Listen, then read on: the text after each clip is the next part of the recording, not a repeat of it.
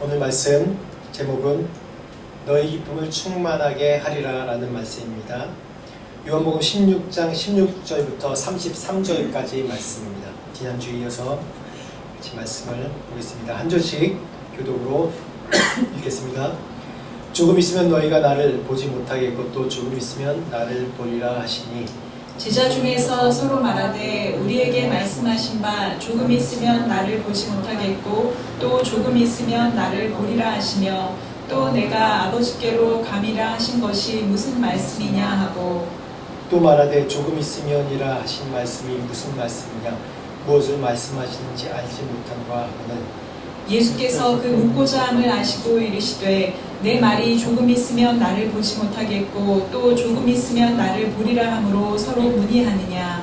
내가 진실로 진실로 너희에게 이르노니 너희는 곡하고 애통하겠으나 세상은 기뻐하리라. 너희는 근심하겠으나 너희 근심이 도리어 기쁨이 되리라. 여자가 해산하게 되면 그때가 이르렀으므로 근심하나 아기를 낳으면 세상에 사랑난 기쁨으로 말미암아 그 고통을 다시 기억하지 아니하느니라. 지금은 너희가 근심하나 내가 다시 너희를 보리니 너희 마음이 기쁠 것이요 너희 기쁨을 빼앗을 자가 없으리라. 그날에는 너희가 아무것도 내게 묻지 아니하리라. 내가 진실로 진실로 너희에게 이르노니 너희가 무엇이든지 아버지께 구하는 것을 내 이름으로 주시리라. 지금까지는 너희가 내 이름으로 아무것도 구하지 아니하였으나 구하라. 그리하면 받으리니 너희 기쁨이 충만하리라. 이것을 비유로 너희에게 일렀거니와 때가 이르면 다시는 비유로 너희에게 이르지 않고 아버지에 대한 것을 밝히 이르리라. 그날에 너희가 내 이름으로 구할 것이요 내가 너희를 위하여 아버지께 구하겠다 하는 말이 아니니 이는 너희가 나를 사랑하고 또 내가 하나님께로부터 온 줄 믿었으므로 아버지께서 친히 너희를 사랑하심이라. 내가 아버지에게서 나와 세상에 왔고 다시 세상을 떠나 아버지께로 가노라 하시니 제자들이 말하되 지금은 밝히 말씀하시고 아무 비유로도 하지 아니하시니 우리가 지금에야 주께서 모든 것을 아시고 또 사람의 물음을 기다리시지 않는 줄 아나이다. 이로써 아버지께로부터 나오심을 우리가 믿사옵나이다. 예수께서 대답하시되 이제는 너희가 믿느냐. 보라 너희가 다 각각 제 곳으로 흩어지고 나를 혼자 둘 때가 오나니 벌써 왔도다. 그러나 내가 혼자 있는 것이 아니라 아버지께서 나와 함께 계시느니라. 이것을 너희에게 이르는 것은 너희로 내 안에서 평안을 누리게 하려 함이라. 세상에서는 너희가 환난을 당하나 담대하라. 내가 세상을 이기었노라. 아멘. 오늘 말씀 16장 마지막까지 저기까지 말씀입니다. 16장 16절 우리 초반 말씀 보니까 조금 있으면이라고 계속 말합니다. 조금 있으면 너희가 나를 보지 못하겠고 또 조금 있으면 나를 버리리라 그런 말을 합니다. 이 굉장히 이 지금 16장 16절부터 34절 33절 말씀을 자세히 안 읽으면 자꾸 헷갈려요. 시제가 자꾸 헷갈리게 됩니다. 근데 요한복음 전체적으로 계속해서 반복되는 말씀이 무엇이냐면 영적인 무지입니다. 너희가 나를 알지 못하겠고 나를 알리라 라고 하는 말씀의 그런 영적인 무지입니다. 왜 그렇게 영적으로 무지할까요? 오늘 말씀에도 좀 나오지만 예수님은 천국의 일을 말씀하세요. 영원한 영생의 일을 말씀하세요. 그런데 제자들과 사람들은 무슨 생각을 하죠?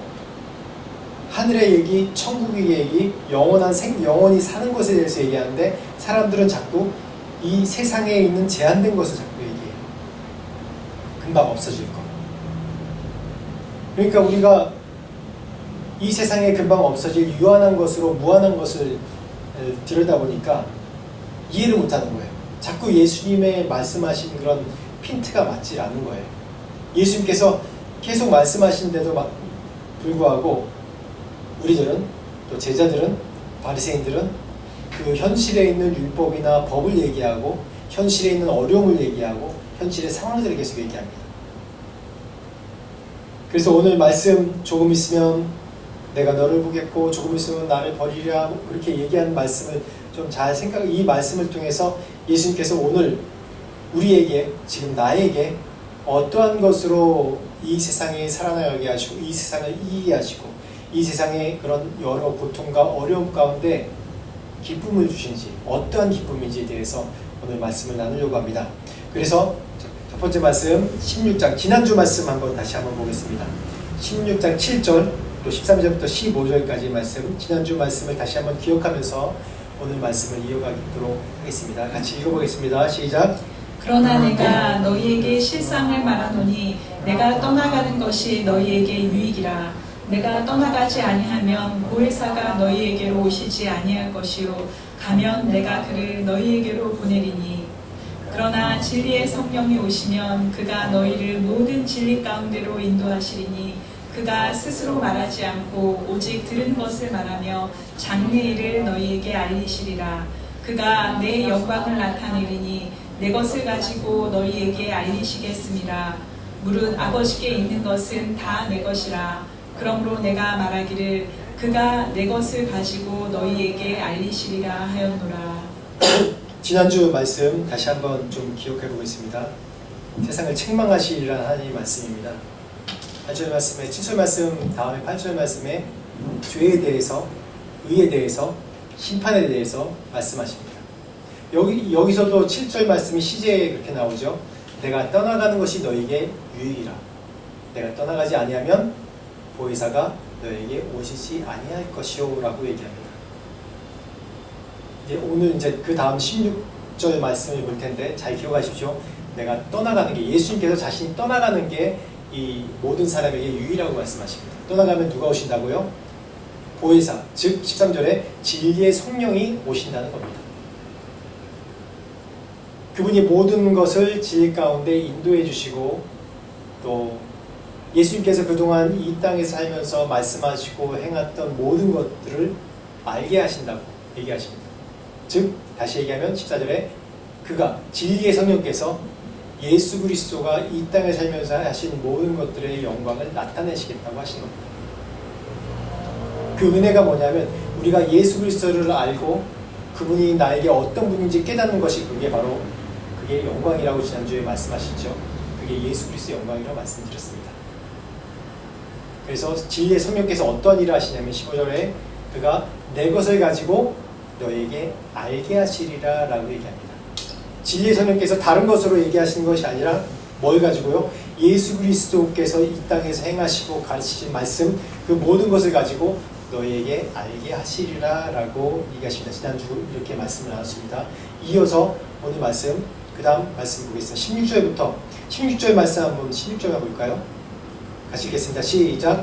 조금 있으면 너희가 나를 보지 못하겠고 또 조금 있으면 나를 보리라 하시니. 마가복음 9장 9절 말씀 연속해서 읽어보겠습니다. 시작. 그들이 산에서 내려올 때에 예수께서 경고하시되 인자가 죽은 자 가운데서 살아날 때까지는 본 것을 아무에게도 이르지 말라 하시니. 그들이 이 말씀을 마음에 두며 서로 문의하되 죽은 자 가운데서 살아나는 것이 무엇일까 하고. 30절.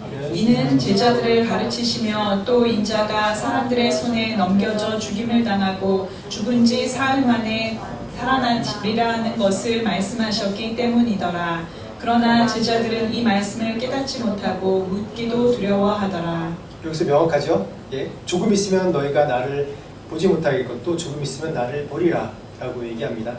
이 시제가 되게 굉장히 헷갈리는 그 시제고 또 여기다 좀 더 설명이 더 필요한 시제인데 아무튼 16절 말씀 보면 조금 있으면 너희가 나를 보지 못하겠고 또 조금 있으면 나를 보리라 라는 얘기를 간단한 얘기로 예수님께서 십자가에 돌아가신다는 것, 십자가에 죽으신다는 그 사건에 대해서 얘기하는 것이고 조금 있으면 나를 보리라 라는 것은 뭐냐면 죽은 다음에 사흘 만에 다시 부활해서 부활하시는 것을 보리라 라는 그렇게 얘기로 해석할 수 있어요. 그리고 그 다음 말씀 또 보겠습니다. 다시 한번 16절부터 19절까지 말씀 비교하면서 보겠습니다. 시작. 조금 있으면 너희가 나를 보지 못하겠고 또 조금 있으면 나를 보리라 하시니 제자 중에서 서로 말하되 우리에게 말씀하신 바 조금 있으면 나를 보지 못하겠고 또 조금 있으면 나를 보리라 하시며 또 내가 아버지께로 가니라 하신 것이 무슨 말씀이냐 하고 또 말하되 조금 있으면이라 하신 말씀이 무슨 말씀이냐 무엇을 말씀하시는지 알지 못하노라 하거늘 예수께서 그 묻고자 함을 아시고 이르시되 내 말이 조금 있으면 나를 보지 못하겠고 또 조금 있으면 나를 보리라 함으로 서로 문의하느냐. 제가 이 전 말씀에 전제를 딱 드렸죠. 조금 있으면 또 조금 있으면 나를 보리라. 조금 있으면 나를 보지 못하겠다는 것은 십자가의 구속사역, 십자가에 돌아가시는 거고, 나를 보리라는 것은 부활하신 것에 대해서 말씀 나눴습니다. 즉 육신의 눈으로는 너희가 나를 보지 못하리라. 왜냐하면 육신의 눈으로 보지 못한다는 얘기 뭡니까? 죽음이 우리를 갈라놓을 때 그 사람에 대해서 보지 못한다는 얘기입니다. 근데 조금 있으면 나를 보리라? 여기는 어때요? 다시 살아나서 다시 보리라. 그러니까 이게 제자들은 굉장히 혼동되는 거예요. 바로 전까지 내가 죽으리라, 십자가에 죽으리라고 얘기했는데, 근데 조금 있으면 또 나를 본대요. 이게 뭔 말인지 모르겠는 거예요. 부활하신다? 나를 보리라? 우리는 육신으로 하나님은 영생에 대해서 말씀하시고 천국에 대해서 말씀하시고, 제자들과 우리들은, 바리새인들은 육신의 눈으로 또한 유한한 것으로밖에 이해를 못하는 거예요. 그래서 조금 있으면 나를 보리라라는 얘기는 우리가 이해가 안 돼요. 당시 상황을 한번 바꿔놓고 생각해 보십시오. 조금 있으면 나를 보리라? 살아난다는 얘기인가? 아니면 마음에 기억된다는 얘기인가? 무슨 뜻이지? 라고 얘기합니다. 근데 그래서 이것 때문에 제자들 간에 혼동이 있어요. 이게 무슨 말인지, 무슨 말씀이냐 하면 18절에 말씀하죠. 그런데 조금 있으면 또 17절 말씀에 조금 있으면 나를 보지 못하겠고 또 조금 있으면 나를 보리라. 다시 이 말씀을 하시면서 또 내가 아버지께로 가리라 라고 얘기합니다. 16절만 보면, 죄송합니다. 이게 제가 이 문맥을 먼저 이해해야지 이 내용을 이해할 수 있기 때문에 이걸 잠시 설명드리는 거예요. 조금 있으면 나를 보지 못하고, 같은 말 같은데 또 다른 말이에요. 이 첫 번째 조금 있으면 나를 보지 못하겠고 조금 있으면 나를 보리라는 얘기가 17절의 말씀, 조금 있으면 나를 보지 못하겠고 조금 있으면 또 나를 보리라 하시며 또 내가 아버지께로 가리라 라는 의미로 해석되는데, 이 조금 있으면 나를 보지 못하리라 라는 말씀, 또 보리라 하는 말씀은 뭐냐면 성령을 통해서 예수 그리스도를 본다는 겁니다. 예수께서는 십자가에 죽으셔야 돼요. 그래서 예수님을 보지 못하는 겁니다. 조금 있으면 나를 보리라. 물론 육체적으로 잠시 부활 승천해서 40일 동안 이 세상에서 부활 승천한 몸으로 제자들과 이 땅을 다니시면서 예수님의 부활을 확인시켜 주셨어요. 그리고 승천하셨어요. 그 의미도 있지만 더 구체적인 의미는 조금 있으면 나를 보리라. 바로 성령에 대해서 얘기하는 거예요.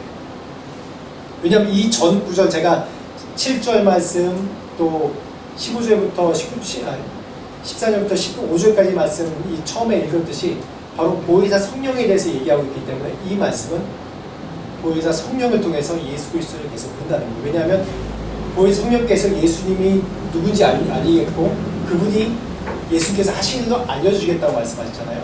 그렇기 때문에 이 성령에 대해서 언급하는 겁니다. 그래서 아버지께로 가시다. 여기서 아버지께로 감이라 라고 얘기합니다. 예수님이 계신 곳이 원래 어디입니까? 예수님이 계신 곳이 원래 어디예요? 베들레헴이에요? 나사렛이에요? 원래 계신 곳이 어디입니까? 하나님의 보좌 우편에 앉으신 분이에요. 즉 다시 얘기하면 하나님입니다. 예수님. 그래서 우리가 성부 하나님, 성자 예수님, 성령 하나님 그렇게 얘기하지 않습니까? 이 세 분이 굉장히 어려운 얘기인데 삼위일체 한 분이신데 세 가지 육격으로 계신 분이라는 얘기예요.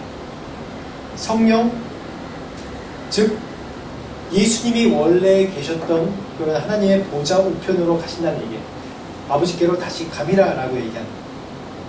여기서 이 말씀이 정말 중요한 게 뭐냐면 이 16장 17절 말씀으로 예수님의 구속사역, 또 예수님께서 온전하게 이 땅에서 이루신 것과 또 장차 될 일에 대해서 이게 다 해석되는 내용입니다. 예수님께서 부활 승천하셔야 돼요. 그래서 하나님 우편에 앉아 계셔야 돼요. 제가 지난주에 죄에 대해서, 의에 대해서, 심판에 대해서 말씀을 나누면서 예수님께서 다시 왜 부활 승천하시고 하나님 우편에 계셔야 되는지에 대해서 말씀을 나눴습니다. 예수님이 이 땅에 계시면서 죄에 대해서 정죄받으셨어요.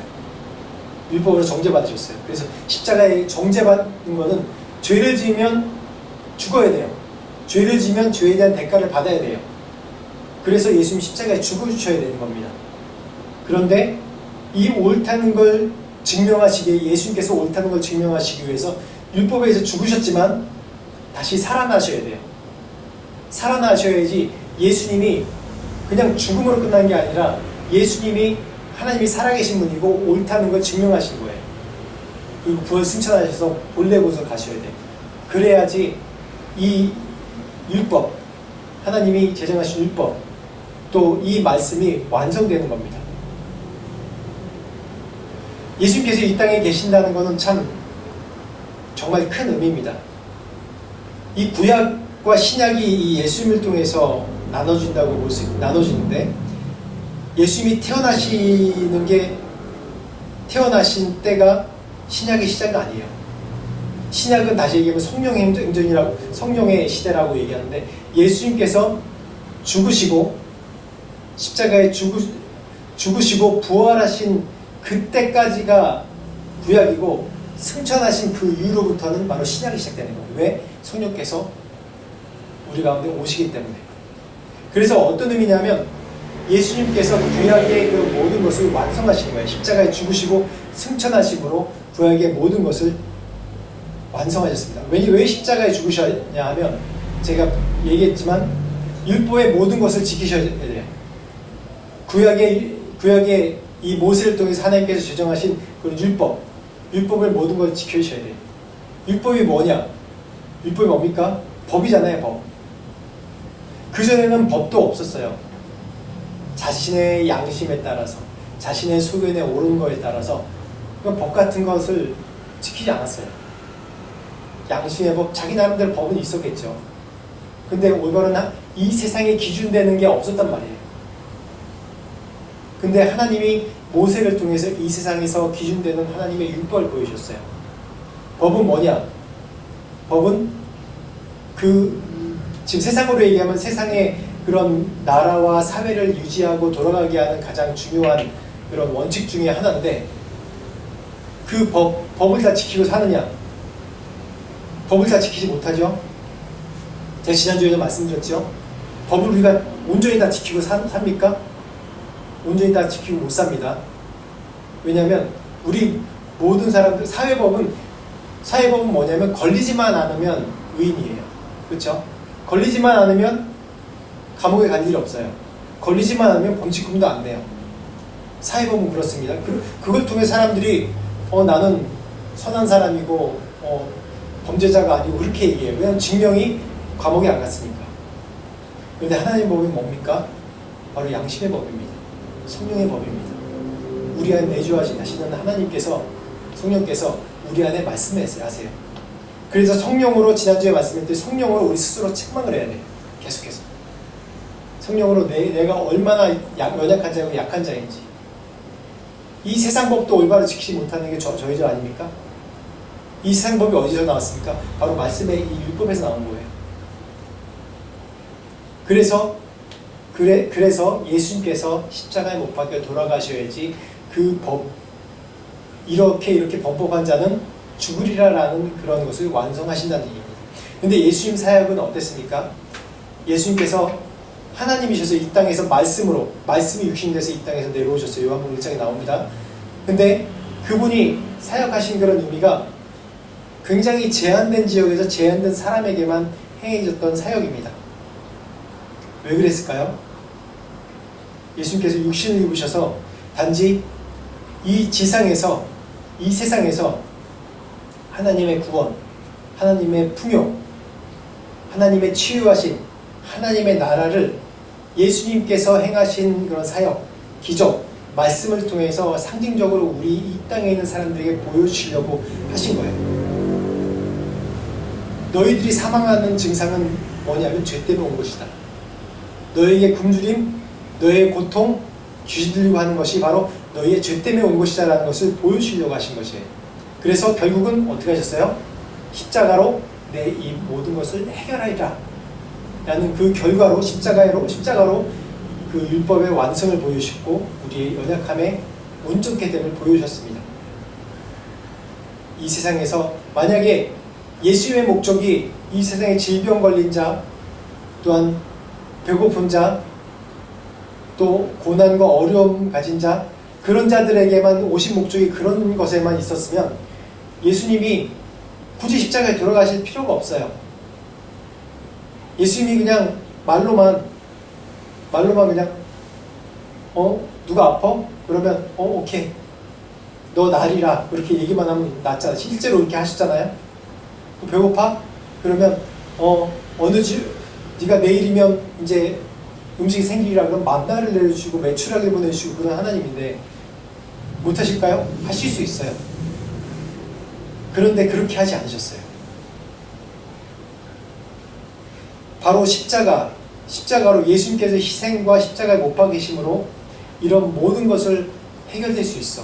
너희들이 예수를 찾아야지, 하나님을 찾아야지 너희가 이 세상에 살면서 모든 고난과 어려움, 이 어려움이 오는 것이 바로 영적인 문제야. 너희 죄의 문제야. 이런 걸로 너희들의 그런 범위가 한계를 지을 수 없어.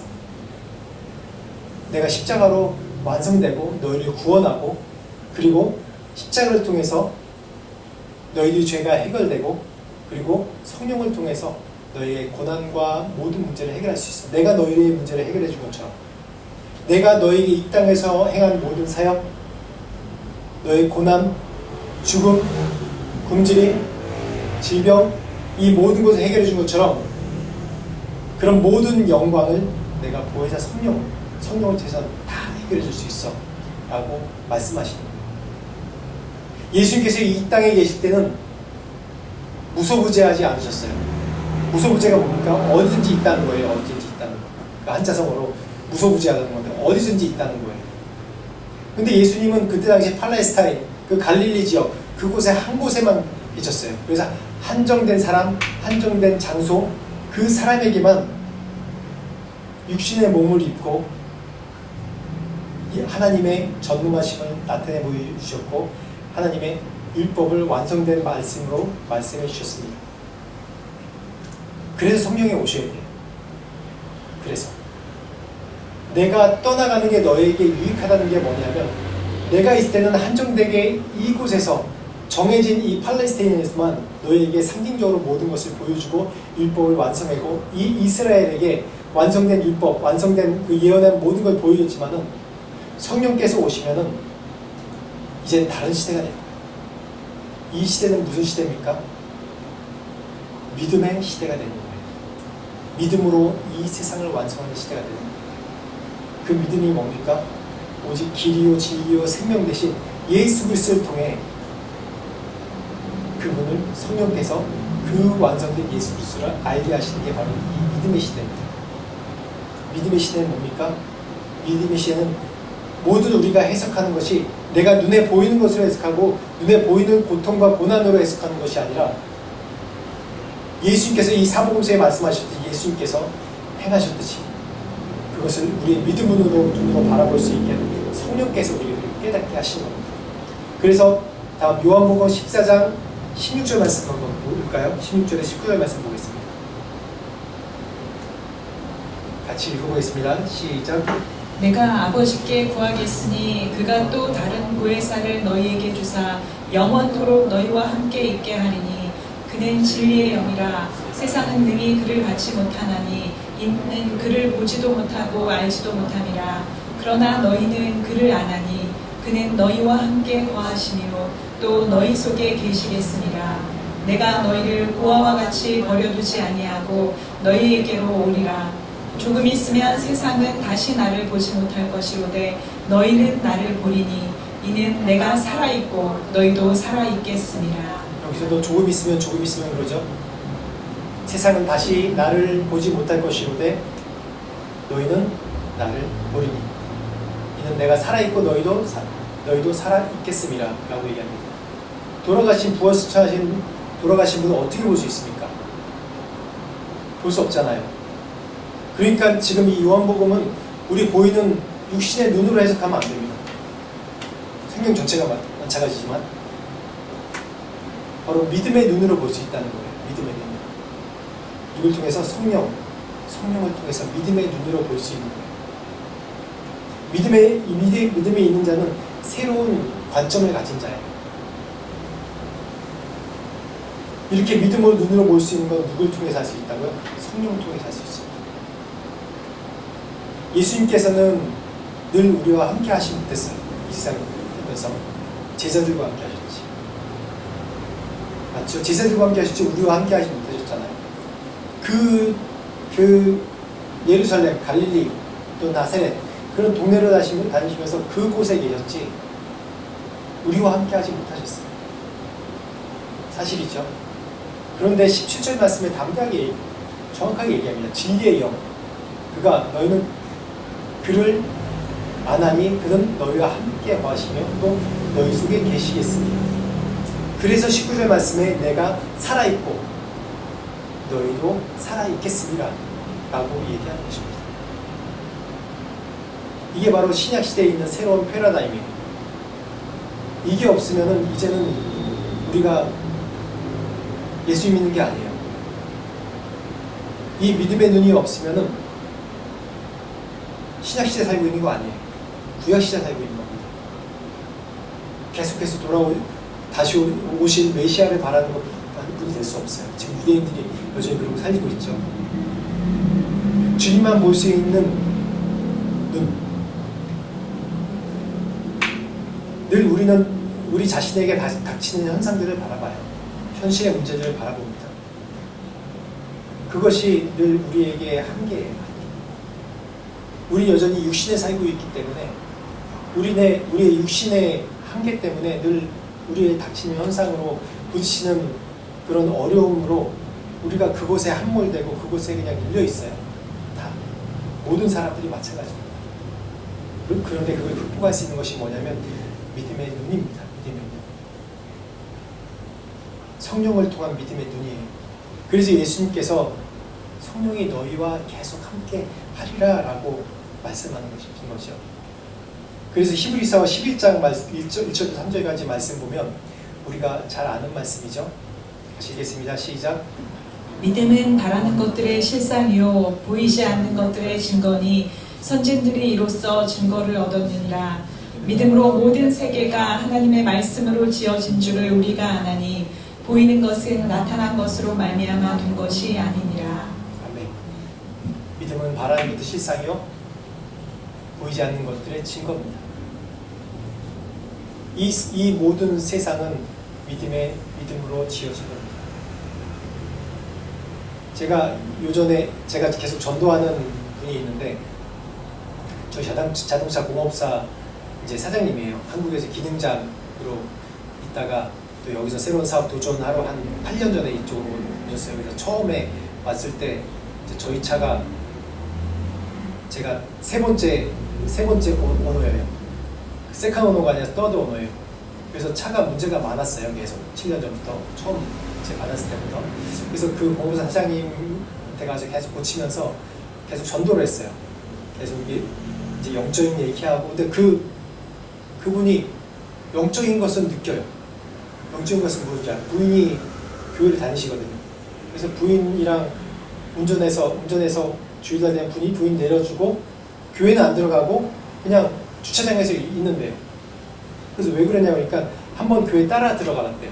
따라 들어가 봤는데 머리가 터질 것 같고 막 머리가 터질 것 같이 아프더래요. 그래서 깜짝 놀라서 그냥 나왔대. 나오니까 또 비단트라는 거예요. 그래서 그분이 영적인 것을 깨닫는 것이 있어요. 그래서 제가 계속 전도해요. 제가 요전에 이제 폐차하면서 마지막으로 이제 한 30분 동안 계속 전도하면서 얘기했는데 무슨 얘기를 했냐면 사장님 그 매트리스라는 영화 보셨죠?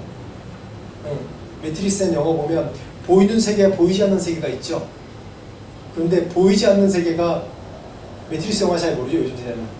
보이는 세계가 보이지 않는 세계를 통해서 지배당하는 거 보셨죠? 그런 영화가 굉장히 많아요.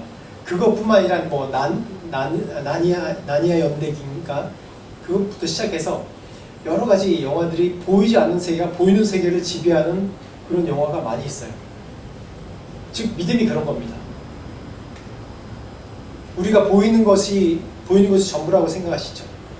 우리 현실의 고통, 현실의 부족함 이런 것 모든 것에 함몰되어 있으면은 우리가 그냥 이 세상에서 살다가 죽을 수밖에 없는 그런 가장 불쌍한 자밖에 될 수 없어요. 그런데 믿음의 눈으로 보면 이런 모든 것이 다르게 보이는 거예요. 믿음의 눈으로 보면.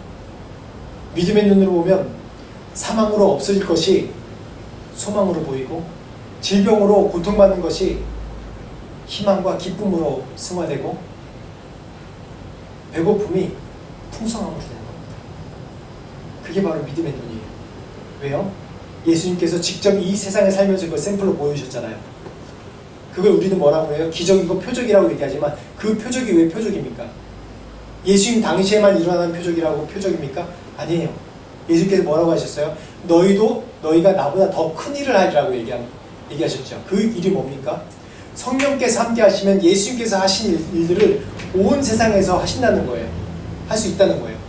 온 세상에서 할 수 있다는 게 우리가 오병이어 기적으로 떼어 먹이는 걸 얘기하는 것이 아니고 우리는 더 큰 일을 하겠다고 얘기하면 늘 뭔가 예수님께서 기적이고 뭐 슈퍼맨처럼 날아다니는 걸 생각해요.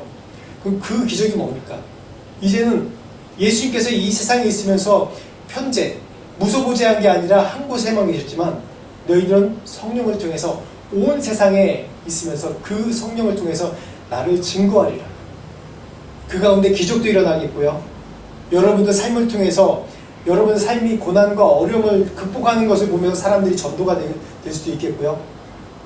이런 것이 모든 것이 해당되는 거예요. 그것이 바로 뭘로 된다고요? 믿음으로 되는 겁니다. 믿음으로 되는 거예요.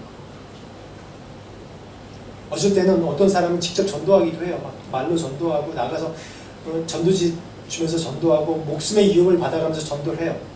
근데 어떤 사람은 또 생활 가운데 전도하는 사람이 있어요. 내 삶을 통해서 전도하는 사람이 있어요. 우리의 삶의 일들을 보십시오. 내 마음대로 돼갑니까? 아니죠.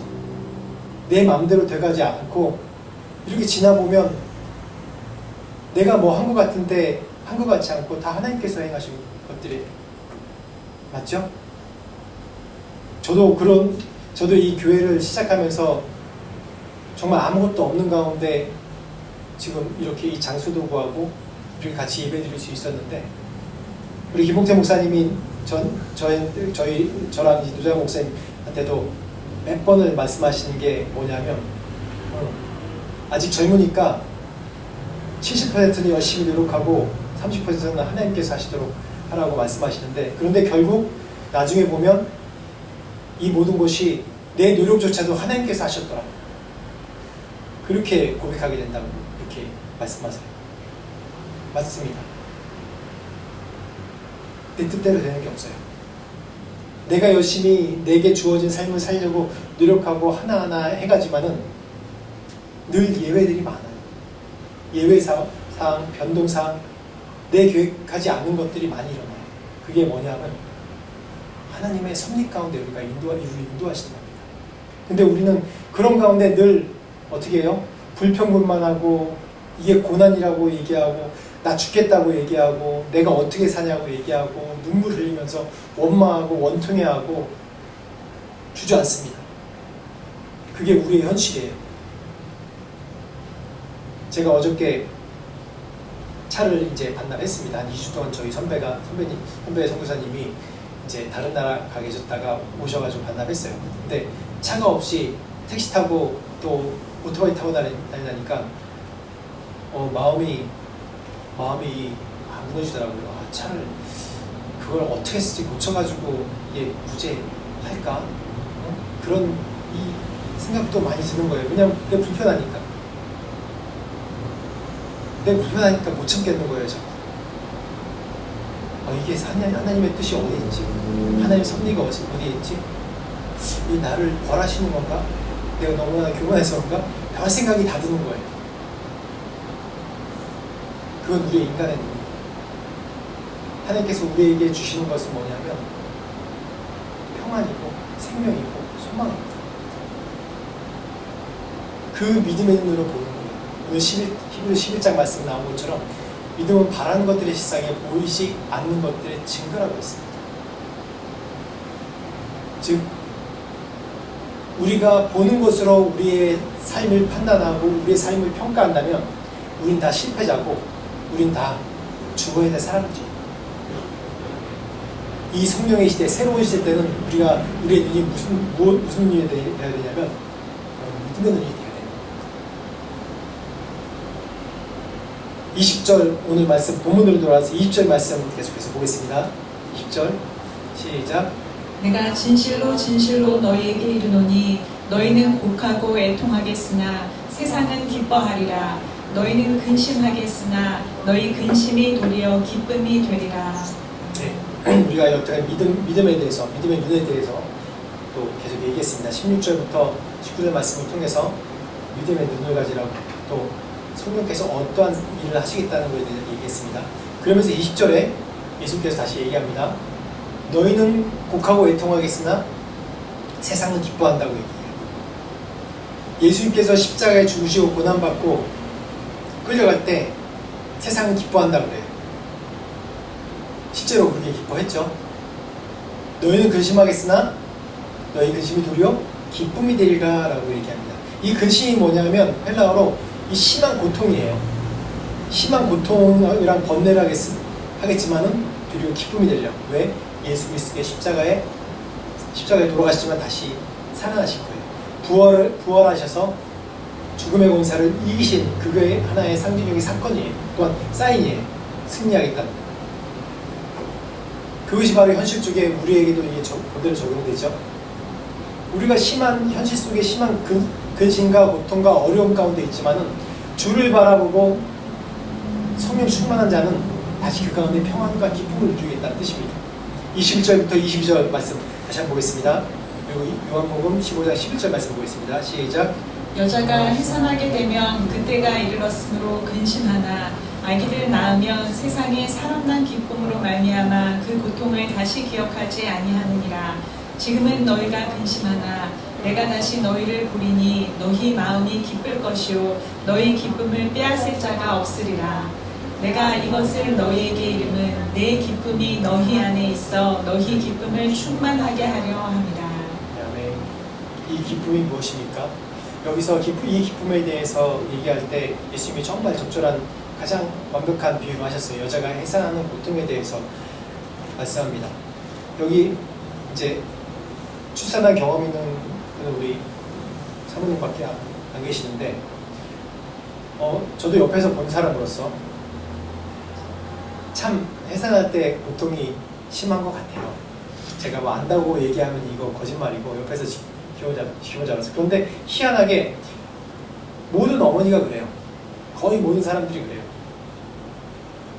해산 고통으로 날 때는 다시 났나 이번 한 번으로 끝이야 라고 얘기하자면 애가 점점 성장하는 걸 볼 때 그 자신의 해상의 고통을 다 잊어버려요.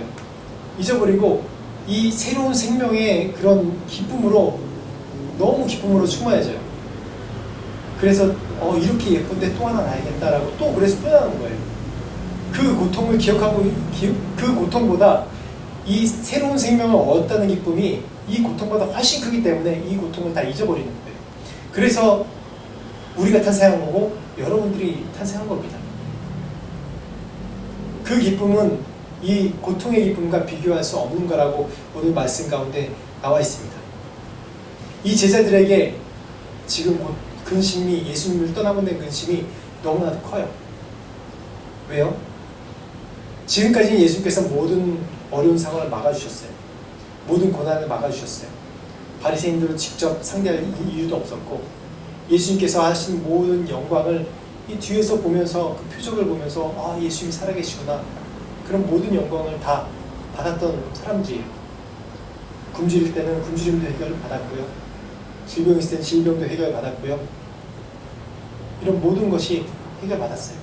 근데 예수님이 이제 돌아가신다니까 이 마음과도 얼마나 이 고통과 또한 어려움이 있겠습니까? 이제는 우리 어떡하지? 예수님께서 십자가에 돌아가시면 바리새인들, 이 서기관, 이 유대의 지도자들이 다 우리를 죽이려고, 예수님 죽이는 것 같이 우리를 죽이려고 할 텐데 어떡하지? 내가 상상하지 못한 그런 고난이 더 있을 텐데 어떡하지? 그렇기 때문에 이 두려움과 어려움 때문에 어떻게 해요? 예수님을 배반하지 않습니까? 근데 너희 안에 이 고통을 기억하지 못할 기쁨으로 충만하게 하겠다고 말씀하세요. 이 기쁨 때문에 초대교회 모든 성도들이, 초대교회 성도들이 이 죽음과 박해 가운데서도 그걸 감내하고 죽어가지 않았습니까?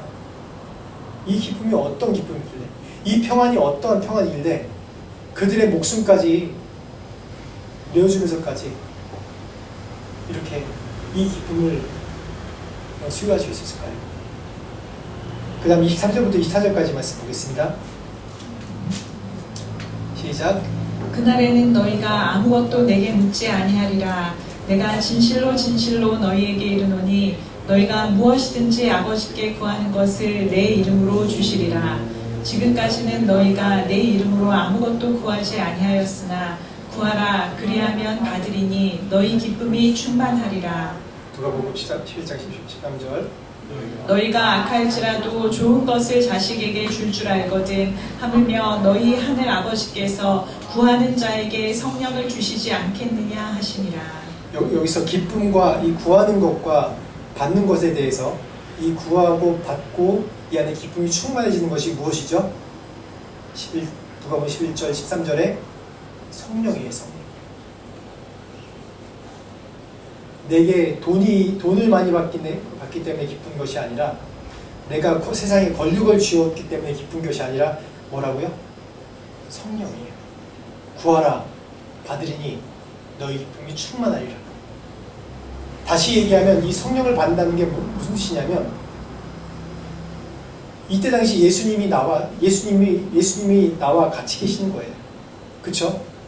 예수님 나와 같이 계시는 거예요. 이걸 모르겠으면 예수님께서 사복음서에 영생 다 떠나서 예수님께서 사복음서에서 제자들에게 행하셨던 것, 제자들과 3년 동안 같이 다니시면서 그 모든 어려움을 다 막아주시고 또 축복하시고 도와주시고 했던 그런 것만 또 생각해 보세요. 예수님께서 나와 계속 함께 계신다 생각해 보세요. 지금 나와 옆에서 계속. 근데 두려울 게 있겠습니까? 죽음도 이기신 분. 두려울 것이 아무것도 없어요. 마귀도 물리치시고, 질병도 물리치시고, 죽은 자도 살아나게 하시고, 배고파? 배고프면 5병이요 7병이요 기적을 일으키시고, 모든 권력자들 아무 두려움 없어요. 그렇기 때문에 세상에 돈을 받는 게 중요할까요? 권력을 받는 게 중요할까요? 질병에서 나음 받는 게 중요할까요? 가장 중요한 게 뭡니까? 성령. 예수님이 내 안에 있는 게 가장 중요하죠.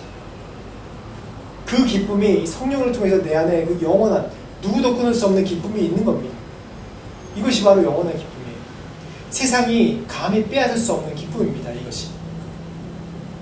그래서 진리의 성령님이, 예수님께서 부활 승천하여 가시고 진리의 성령님께서 우리 가운데 오셔서 직접 예수님에 대해서 알려주시고, 예수님께서 이미 2000년 전에 돌아가신 분인데도 그때 있었던 그런 모든 것들 지금 우리에게까지 알려주시고 깨닫게 하시고 그 기쁨으로 살게 하시는 것이 바로 성령님입니다.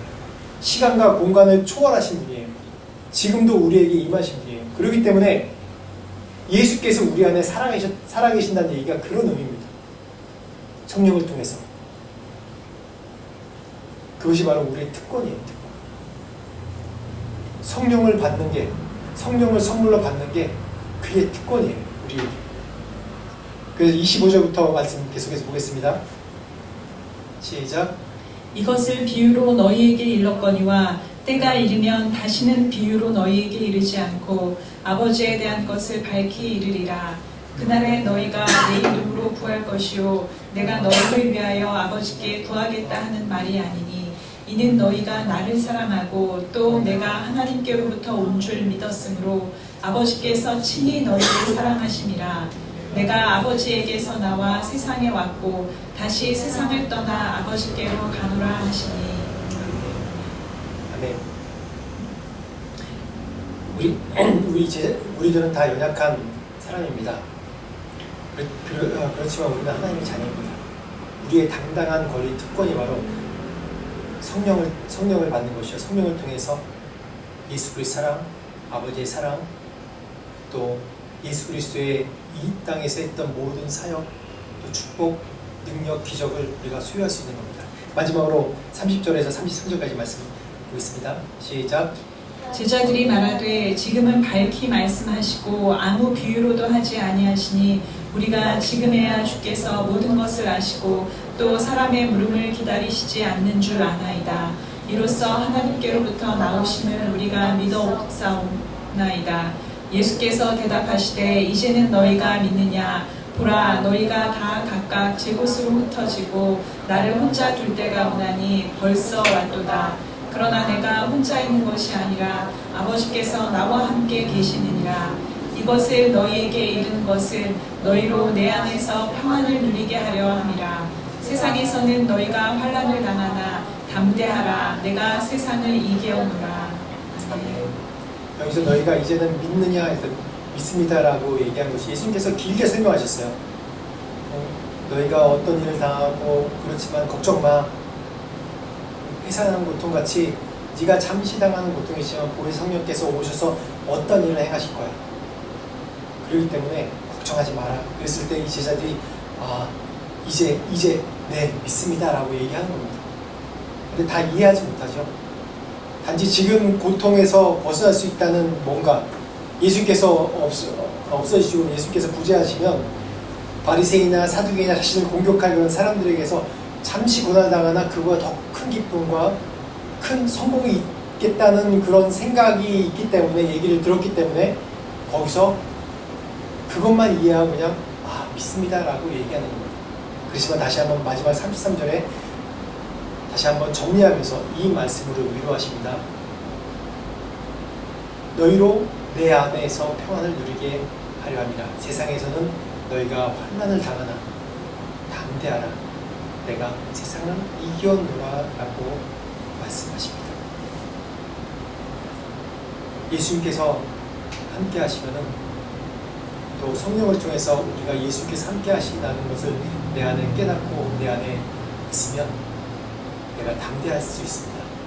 그리고 세상의 고통과 어려움이 있지만 그것을 뛰어넘을 수 있는 우리에게 믿음을 주십니다.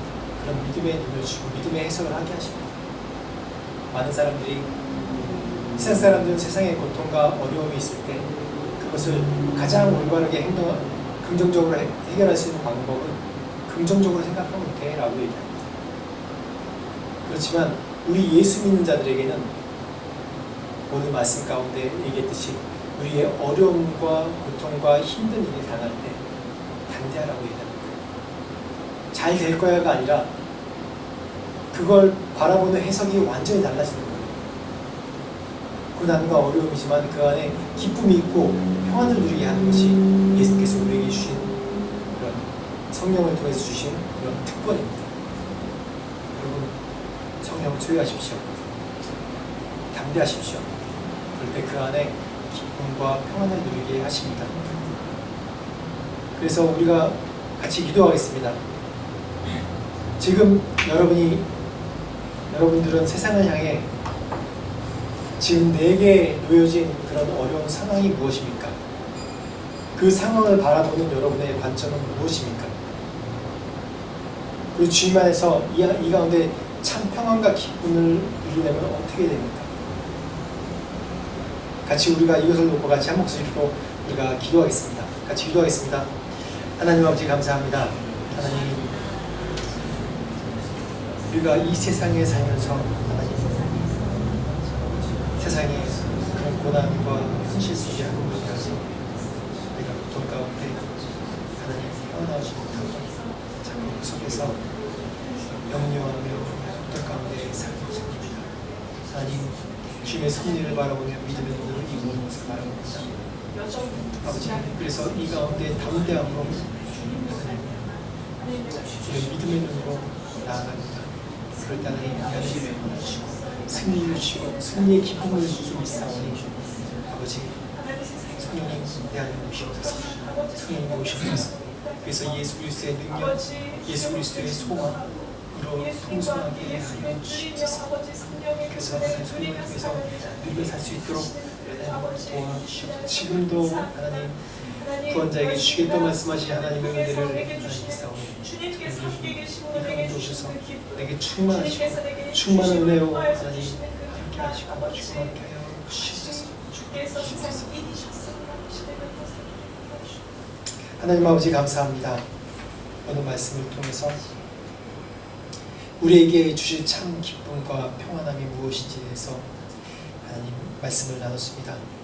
하나님 우리가 우리의 현실을 바라볼 때는 참 어렵고 절망적이고 소망이 없을 때가 많지만 하나님 예수 그리스도께서 부활 승천하심으로 이 세상에 승리하시고 부활 승천하심으로 성령을 보내주시면서 또한 성령을 통해서 예수 그리스도께서 이 땅에 계시면서 누렸던 모든 주셨던 모든 평안과 기쁨과 또 능력과 그런 승리함이 또한 지금 사는 우리에게 주고 있습니다.